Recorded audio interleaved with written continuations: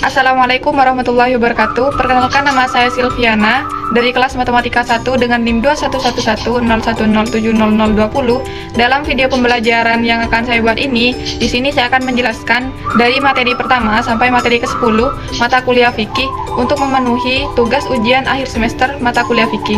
Silahkan disimak baik-baik ya videonya. Terima kasih. Baik, yang pertama di sini saya akan menjelaskan tentang definisi dan urgensi ilmu fikih. Nah, ilmu fikih adalah ilmu yang menjelaskan tentang hukum syar'i yang berhubungan dengan perbuatan mukallaf yang merupakan hasil ijtihad ulama atas nas. Ilmu fikih adalah hasil interpretasi atau ijtihad yang bersifat zanni, karena hukum-hukum tersebut digali dari dalil-dalil yang khusus, baik melalui nas maupun melalui dalalah atau indikasi. Nah, urgensitas ilmu fikih dalam Islam sendiri itu tidak dapat diragukan lagi. Nah, ilmu fikih ini dalam sistem kehidupan memiliki kesempurnaan, keabadian, dan sekian banyak keistimewaan. Ia menghimpun dan merajut tali persaudaraan umat Islam, dan ia juga menjadikan sumber kehidupan mereka, umat Islam, akan hidup selama hukum-hukum fikih masih direalisasikan. Sebagaimana dalam Quran Surah At-Taubah ayat 122 yang berbunyi, Bismillahirrahmanirrahim, wa ma kanal mu'minuna liyafiru kaffah, falaula nafara min kulli firqatin minhum ta'ifatul liyatafaqahu fid-din waliyunziru qaumahum idza raja'u ilaihim la'allahum yahdharun. Yang artinya, dan tidak sepatutnya orang-orang mukmin itu semuanya pergi ke medan perang. Mengapa sebagian dari setiap golongan di antara mereka tidak pergi untuk memperdalam pengetahuan agama mereka dan untuk memberi peringatan kepada kaumnya apabila mereka telah kembali, agar mereka dapat menjaga dirinya. Nah, selanjutnya di sini saya akan membahas terkait sejarah ilmu fikih yang dibagi menjadi 5 periode. Nah, periode pertama yakni periode pada zaman Rasulullah. Periode Nabi ini dimulai sejak saat Nabi Muhammad SAW diangkat sebagai utusan, yaitu pada 13 tahun terakhir sebelum hijrah ke Madinah. Periode ini dianggap sebagai masa terpenting dalam sejarah perkembangan fikih, karena periode ini adalah periode wahyu. Yang kedua yakni periode sahabat. Periode ini dimulai pada masa Khulafaur Rasyidin dan dimulai setelah wafatnya Rasulullah SAW pada tahun 11 Hijriah dan berlangsung selama 30-40 tahun Hijriah. Selanjutnya yakni periode mazhab. Menurut salah satu ulama sufi soleh, terdapat 5 mazhab yang sangat masyhur, yaitu yang pertama mazhab Hanafi, Hambali, Maliki, Syafi'i, dan Ja'fari. Dan yang keempat periode tabi'in. Periode ini dimulai sekitar tahun 41 Hijriah dan berlangsung sampai abad kedua Hijriah. Fikih tabi'in ini adalah mereka yang berguru pada sahabat Khulafaur Rasyidin. Dan terakhir periode modern. Perkembangan fikih di zaman modern ini sangat dituntut oleh keadaan masyarakat yang semakin maju mengikuti aliran zaman, sehingga fikih Islam harus dikemas sedemikian rupa dan tidak keluar dari ajaran Al-Quran dan hadis.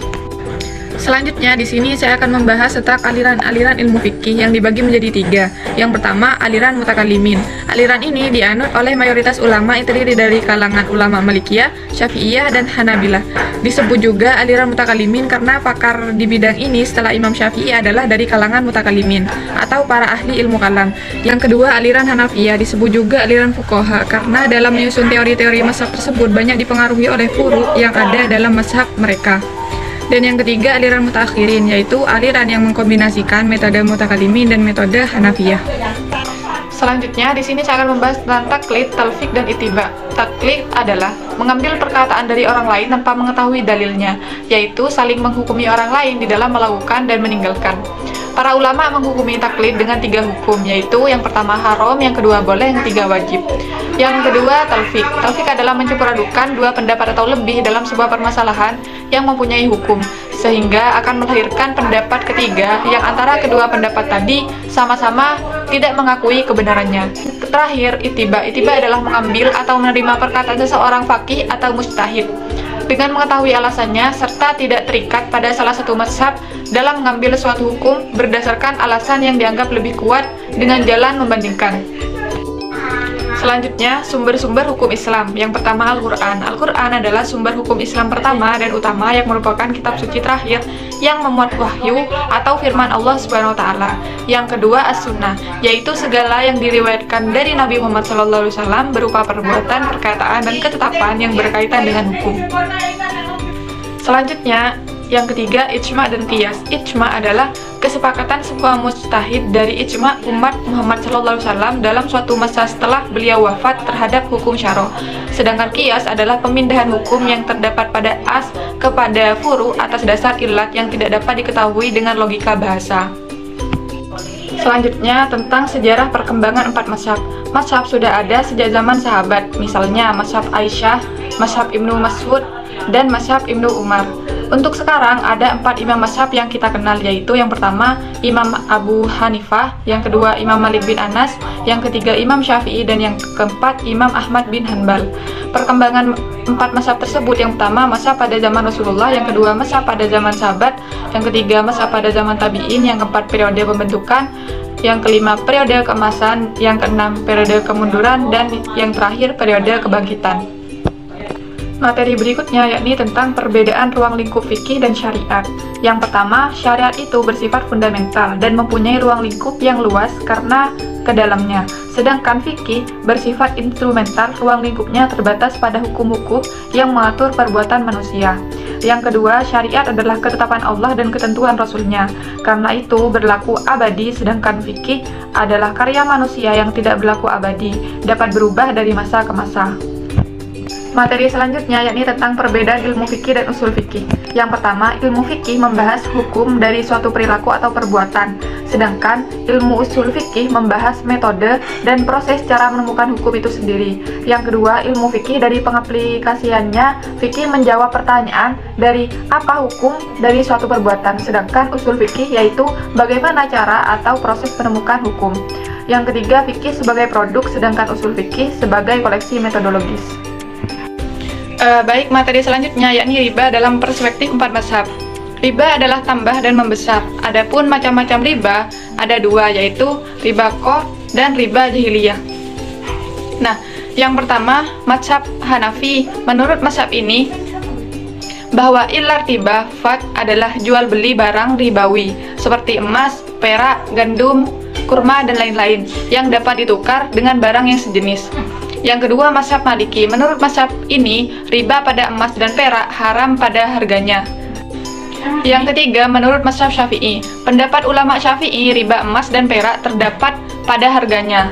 Dalam artian, kedua barang tersebut dihargakan atau menjadi harga sesuatu. Yang terakhir, mazhab Hambali.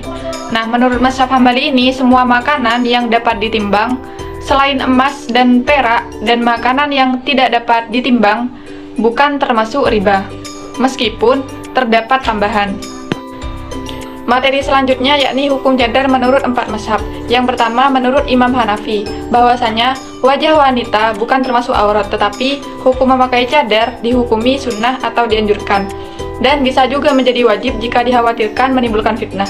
Dan yang kedua, menurut Imam Maliki, sama halnya dengan mazhab Hanafi, bahkan sebagian ulama Maliki berpendapat seluruh tubuh wanita adalah aurat.